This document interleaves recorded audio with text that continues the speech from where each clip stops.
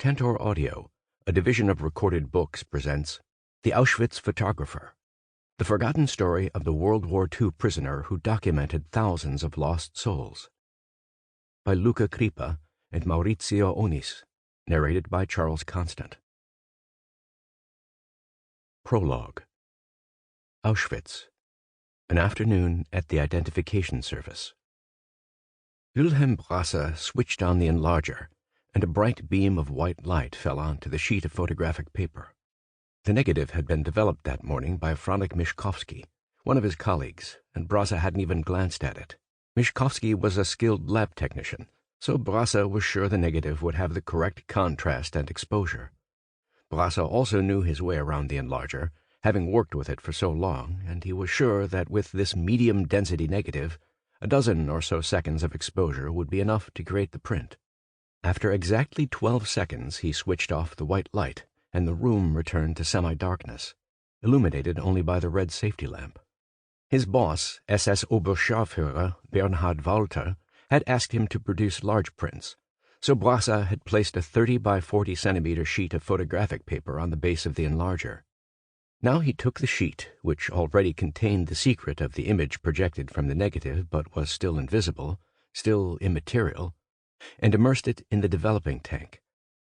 He waited impatiently, as he always did at this stage of the operation, and the image slowly began to take form. It was a face. There could be no doubt about it. First to emerge were the outlines of the eyes and a few darker strands of hair, then the features and the neck. A woman with a dark complexion. She was young and wore a scarf tied around her head. When the pupils had become fully black, Brasse took the sheet out of the developer, rinsed it quickly, and submerged it in the tank of fixer. Half a minute would be enough. He didn't even look at the timer sitting on the shelf next to him. This process had become second nature to him, and for a while now he had no longer needed instruments to measure it. Finally, he extracted the sheet from the fixer, washed it carefully once more so the print wouldn't turn yellow, and hung it on a line to dry. He had asked Walter for a print dryer, but his superior was having trouble getting new equipment sent from Berlin. As for looking for one in Warsaw, there was no point.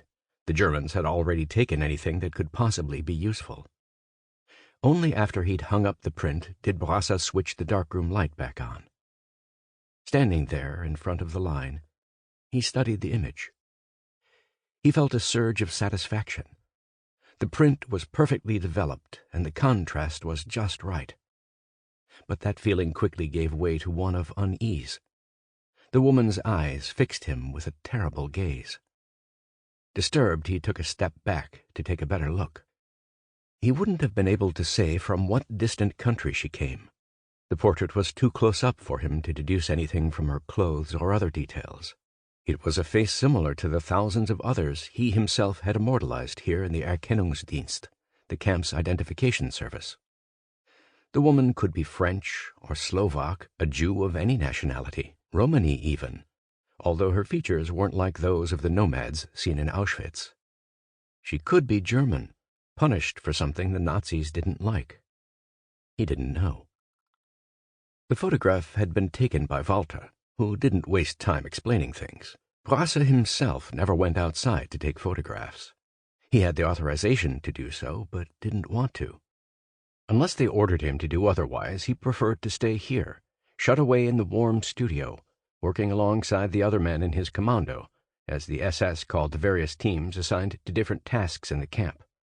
Walter, on the other hand, liked taking photographs and producing short films out in the sunlight. He would then take everything back to the studio to be developed and printed.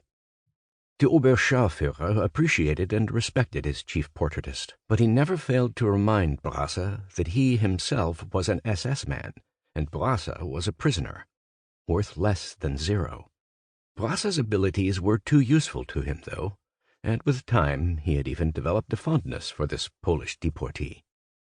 They chatted with each other, and Walter would ask Brasse's opinion on technical problems and entrust him with the most difficult jobs. That morning, Walter had come into the studio early, before the queue of prisoners to identify and register had been formed, and when he appeared, everyone sprang to attention. The German had a roll of film in his hand, and judging by the care with which he was carrying it, it must have been something precious, and there was a lot of it, several meters. "Where's Brasse?" "In the darkroom," answered Tadek Borodka, who was preparing the equipment for the morning's work. Walter crossed the room quickly and knocked on the door to the laboratory. He didn't want to barge in while the red light was on. He would have ruined his favorite prisoner's work. Only when he received permission to enter did he open the door. "Good morning, Herr Brasse. How are you today?" The photographer smiled at him. "As well as ever, Herr Oberscharführer. How can I help you?"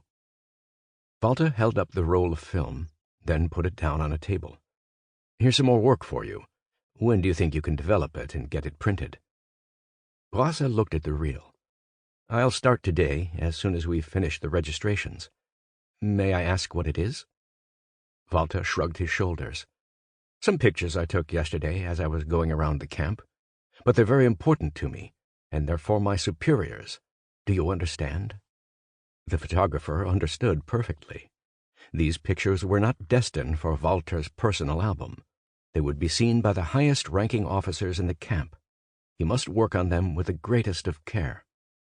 "Don't worry, your prints will be perfect." After this brief exchange, Walter had left Brasse and gone back to his usual tasks. He had worked on the reel in the afternoon, and his prediction was confirmed. He produced perfect prints, and even cropped some of them to improve the Oberscharführer's mediocre framing. And now here he was, looking at this woman's face, allowing her gaze to fix upon him. Her eyes were crying without shedding tears. The deep black pupils were full of terror and despair, wide open, staring. Lower down, the curve of her lips betrayed how afraid the woman was.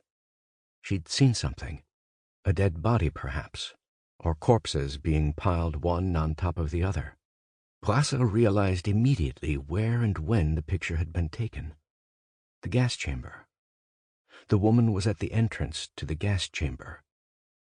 Perhaps she had watched the heavy doors opening or closing and had seen inside, where they were clearing up after the previous load. All this showed in her eyes. The fear, the horror, and the tremendous realization that everything was about to end. That she would be next. Brasse shuddered. He'd already seen many people die in the camp, but he had never seen eyes like this woman's. The eyes of someone alive, but who, in a matter of moments, would meet their death. The eyes of someone who was watching the doors of hell open in front of them. He moved away hastily and rushed to switch off the light. The darkroom fell back into a reddish gloom. The windows were closed, and he felt secure. As long as he was in there, nothing could happen to him. He calmed down gradually and set about the day's work, registering prisoners for the identification service. He didn't want to fall behind. Part 1. Auschwitz, 1941. Hiding to survive. 1. Keep still. Good. Don't lift your chin too high. Don't move. That's it. The shutter clicked, and the prisoner's image was exposed onto the large 6 by 12 centimeter negative. Brasse approached the revolving chair on which the prisoner was sitting. His subject drew back instinctively, as if he were afraid of being hit, but the photographer reassured him. "It's all right, I just want to adjust something." He neatened the collar of the man's uniform. One of the buttons was half undone. Back behind the camera, he looked through the viewfinder again. "Take your hat off and look straight at the lens. Don't blink. Don't smile. No grimacing, please. What sort of a face is that?" The prisoner couldn't hold his expression even for the few seconds needed to take his picture. He was Polish and answered Brasse's question in their mother tongue. "My back hurts. It's really bad." The man who had escorted the prisoner to the studio was also a Pole. He was a capo, a prisoner promoted to a position of authority in the camp, and he now approached the chair and gave the man a slap. "Sit up straight and do what the photographer tells you. Here all you do is obey. Brasse glanced at the capo. He hadn't seen him before and didn't know which block he was from.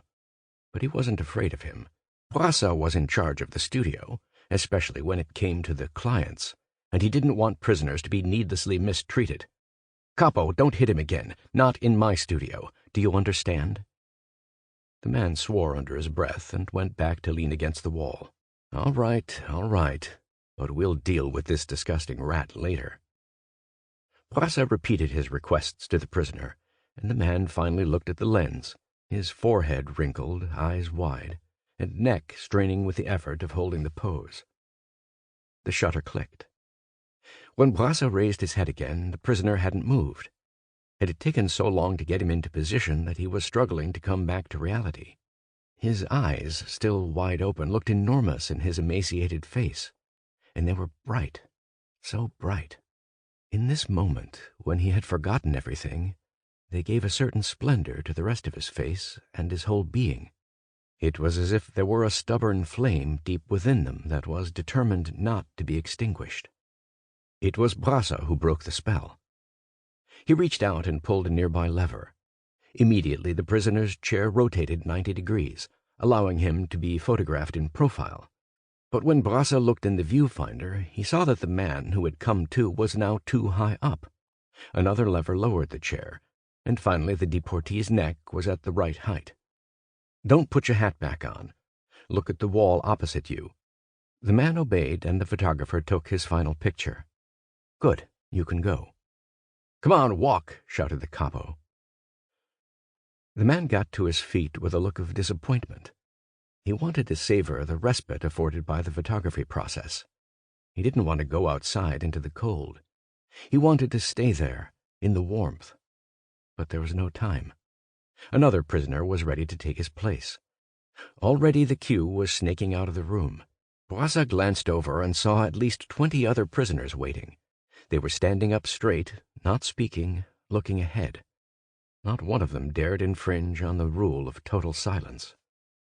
When one of them, perhaps the third in line, dared to sniff, the capo exploded. "Bastard! Disgusting animal! Jewish piece of shit!" He began to punch and slap the man, first his body, then his face. His victim bent over, trying to shield his head with his arms and hands. He didn't dare react, and only moaned quietly, almost in a whisper. But that was enough to send the capo into a frenzy. The other prisoners moved away in terror. This had to be stopped, or the man would end up dead. "I want him now." Brasse pointed to the prisoner, who was now on the ground. The capo had to stop. He was panting, full of rage. "Why him? It's not his turn." The photographer took the capo's arm and drew him away from the group. He spoke to him politely, not wanting to make an enemy of him, but his tone was firm and carried the hint of a threat. "Perhaps you didn't receive the order to bring the men from your commando here to be photographed." "Of course I did." "And who will be held responsible if we don't take the photographs?" The capo stared at him for a moment, his fists clenched. It was clear he would have gladly beaten up Brasse, too. For all the photographer's airs, he was just another deportee, a louse.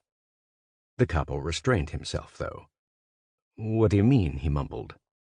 Brasse tried to speak even more politely. "My orders are to photograph only those prisoners who look presentable. The pictures must be decent. I don't want beaten-up faces, black eyes, broken bones. I don't want suffering prisoners. My boss doesn't like that sort of thing. Do you understand?" The capo's lips tightened. He understood. He tried to stretch his mouth into a smile.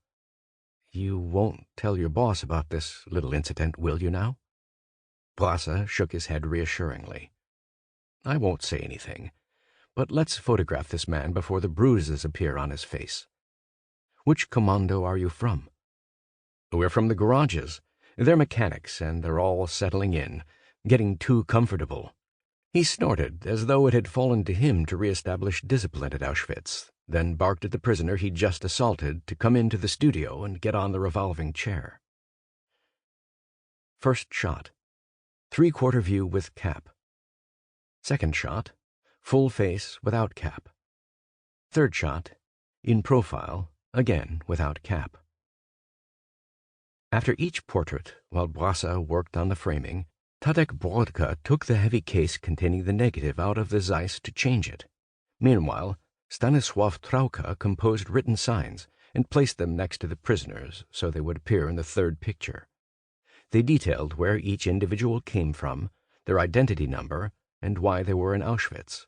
Brasse saw that the prisoner beaten up by the capo was a Pole S, a political prisoner from Slovenia, and that his identity number was 9835. Brasse calculated that this man must have arrived at the concentration camp a few months after him. When Brasse had finished, he signaled to the prisoner that he could leave, and caught a look of silent thanks in the man's eyes. The prisoner knew Brasse had saved him from a worse beating, but the photographer looked down and didn't respond. He had wanted to save this man from further punishment by intervening, knowing full well that if he had sent him away without taking his picture, there would have been a gap in the records. 99 times out of 100, prisoners did not return for a second sitting. They were murdered before they had a chance. Brasse had also been thinking of himself. Nobody knew what was going on in the Germans' minds, and he wouldn't have been surprised if he himself had been blamed for the missing photographs. He just wanted everything to run smoothly. As the garage capo pushed the next prisoner into the revolving chair, Brasse glanced at the cuckoo clock on the studio wall. It was almost midday. Soon the little bird would pop out of its door and sing. He found the sound annoying. It would always distract him at precisely the wrong moment. But he hadn't worked up the courage to ask the Germans to remove the clock. It amused Bernhard Walter, and that was enough. Another minute passed. The bird sang, and Brasse felt a strong pang of hunger and returned to the camera. At that moment, Franz Malz, the capo of the photography studio, entered the room. Brasse greeted him deferentially. "Welcome back, capo. Is it a beautiful morning outside?" Malz shook himself, trying to warm up, and went to stand next to the heater, covering it with his large behind. "Concentrate on your work, you Polish brute, and don't worry about me." Brasse lowered his head without replying and looked through the Zeiss's viewfinder. Nobody knew where the capo spent most of his time, but it was clear he didn't understand the first thing about photography and could do nothing beyond producing a few copies in the darkroom. How he had become the identification service capo was a mystery, but nobody dared ask him for an explanation. He was their direct superior, and that was all that mattered. He would often stand there next to the heater, eyeing Brasse as he made fine adjustments to the framing of a portrait. A boy was now sitting on the chair. He couldn't have been more than 18, and Brasse felt his throat tighten as he studied him. He wore the yellow triangle on his chest, with a red one sewn over it to form the Star of David. He, too, was Jewish and would certainly not live long. But it was not this that stirred Brasse's compassion. It was the boy's gaze. His eyes were pale and clear, with the trusting look of a youth only just past puberty. Freckles peppered his face. His eyelashes were long, almost feminine, and his demeanor was gentle. There wasn't a hint of facial hair on his cheeks or chin. Brasse felt sure that no insult would ever pass this boy's lips.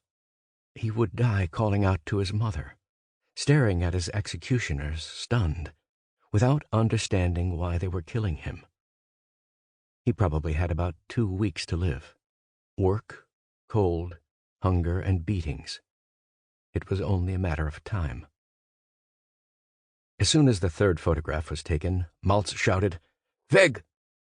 It was the German order to get lost. Beat it. The boy was French and presumably didn't understand German, but he understood the curt tone of the command and tried to get up as quickly as he could. It wasn't fast enough. His feet weren't yet on the ground when the garage capo pushed the lever next to the desk, causing the chair to turn quickly back to its original position. The boy was thrown to the ground like a doll, hitting his face on the edge of the platform on which the Zeiss stood. As he lay on the ground, immobile, Brasse felt the impulse to assist the boy, but it was forbidden to help deportees, and he would have gotten into trouble. So while Maltz laughed madly, the Jewish boy got up with difficulty.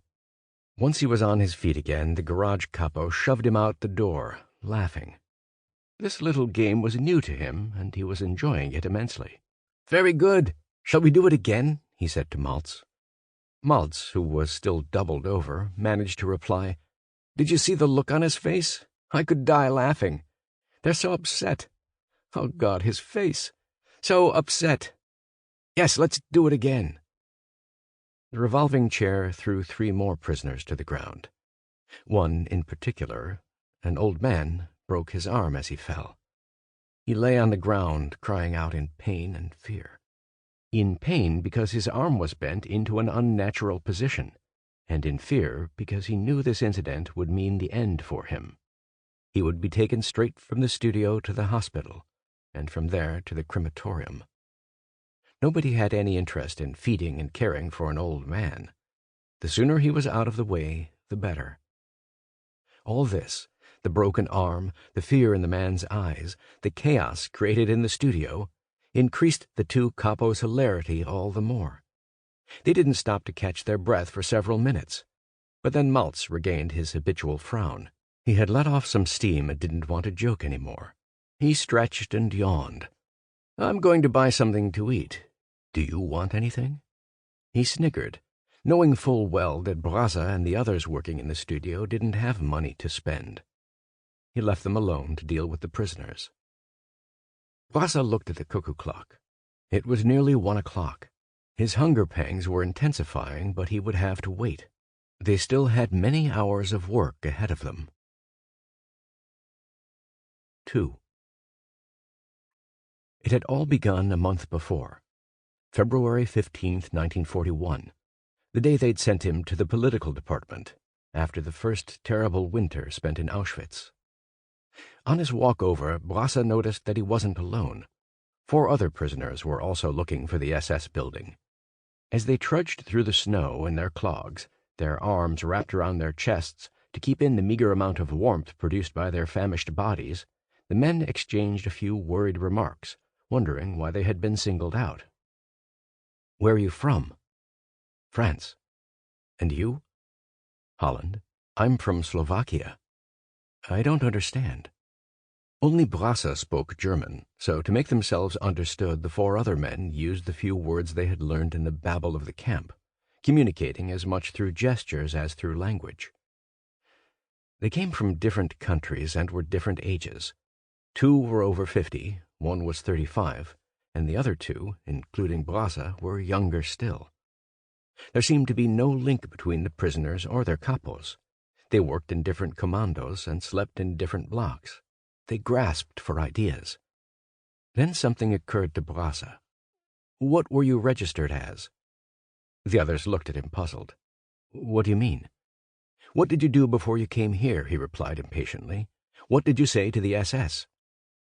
"I was a photographer," said the Frenchman. "Really? What about you?" Brasse asked, turning to the Slovak. The man nodded. "I was a photographer as well. I had a studio near Bratislava." The Dutch and Hungarian men confirmed they, too, had been photographers. "And me," said Brasse. "Do you know what that means?" The 5 men slowed to a halt, taking care not to slip on the ice. The door of the political department was a few steps away. They looked at one another without resentment, but with a little suspicion. A few seconds had been enough for them to realize that, for a reason as yet unknown to them, the Germans needed a photographer.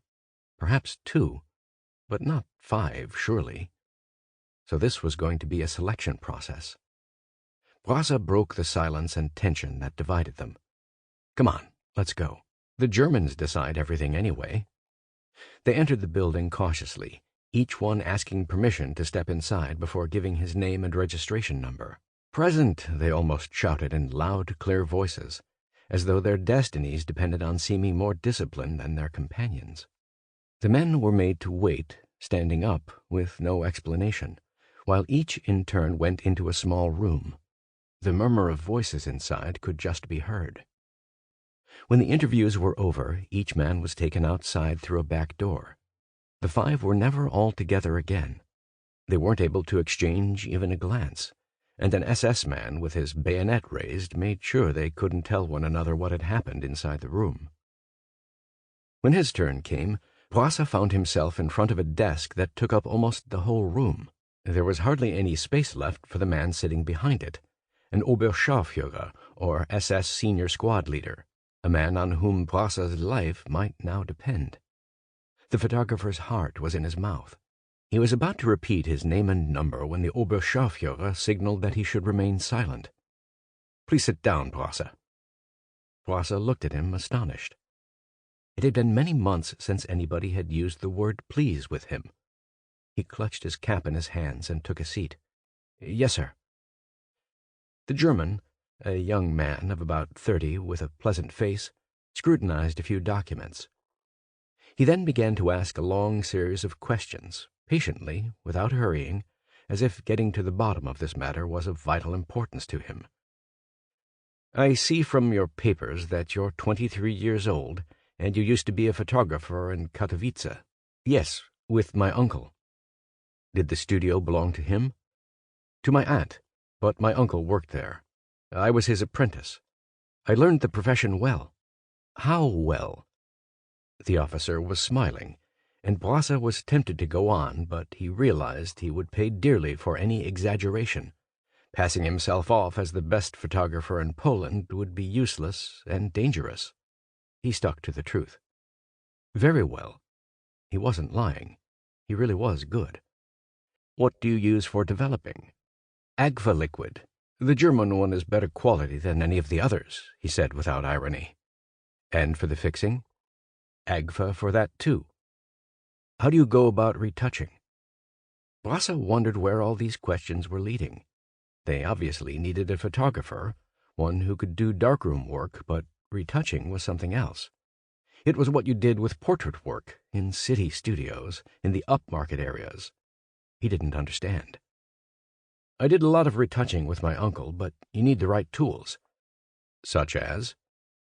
Brasse glanced around uncertainly, as if to suggest that Auschwitz wasn't the kind of place where you'd find such things. "You need pencils of different grades, glossy and opaque black inks, soot, emulsion, and lots of other items. That's the only way to do proper retouching." The Oberscharführer gave a satisfied nod.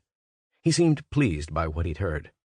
He shuffled the papers once more, then opened a drawer, took out a small photograph the size of a postcard, and showed it to Brasse. It was of a figure in civilian dress, an old man unknown to Brasse. The half-length portrait had almost certainly been done in a studio, but it was not perfect. "What do you think of this picture?" "It's not quite right," Brasse answered honestly. "Why?" "The three-quarter pose is good, as is the expression on the face, but the right-hand side of the face is too much in shadow. There's a problem with the way it's been set up." The German leaned toward him. "Go on." "The lamps aren't positioned correctly, or perhaps the photographer didn't have enough light sources. It could do with another lamp to lessen the shadows on the man's right cheek. That's the problem." The Oberscharführer looked at the photograph. "That's my father, and I took the picture myself." Brasse swallowed, but didn't reply, frightened now. "I took it at his home in Fürth, in Bavaria, my hometown. I only had the lamps in the living room.